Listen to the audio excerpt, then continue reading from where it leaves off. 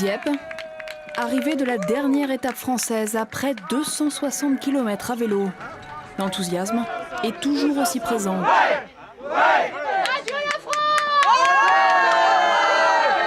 Mais avec la fatigue, l'émotion finit par l'emporter. Pour certains, leurs familles leur ont fait la surprise de venir à leur rencontre.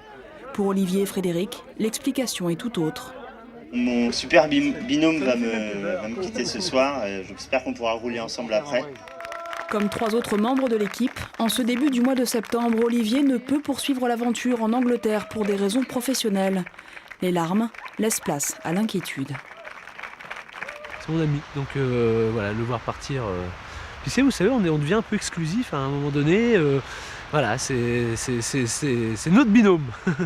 Mais bon, ça va très très bien se passer. Il a beau faire 18 degrés, ce jour-là, le groupe finit à l'eau pour chasser les larmes peut-être, ou faire un pas de plus vers l'Angleterre.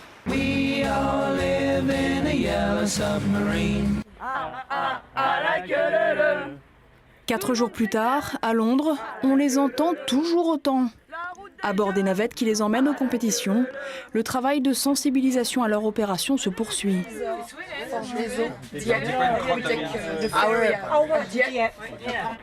Mais une fois arrivés sur la piste, les sportifs se transforment en spectateurs.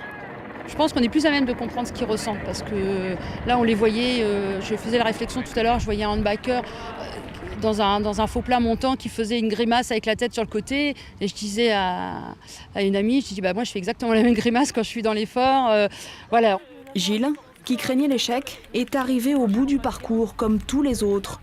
Conscient d'avoir démontré aux valides ce dont il était capable, son rêve serait que les Jeux Olympiques et Paralympiques ne fassent plus qu'un. C'est déjà pas mal qu'ils nous donnent un gros événement pour nous, les paras, mais s'ils pouvaient unifier les 2 événements, que demander le mieux, quoi.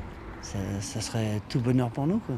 Tout bénéf pour tout Andy. Et puis je pense que autant aussi pour les valides, ça permettrait qu'ils s'interrogent un peu plus à ce qu'on fait et puis toute la préparation qu'il y a derrière.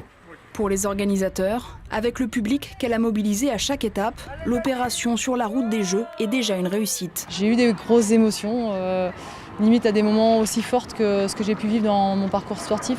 J'ai réalisé un défi avec mon équipe ici. J'ai qu'une envie, c'est d'en réaliser un autre derrière. La suite, ce sera la poursuite du travail de sensibilisation dans les écoles et qui sait peut-être un rendez-vous à Rio en 2016.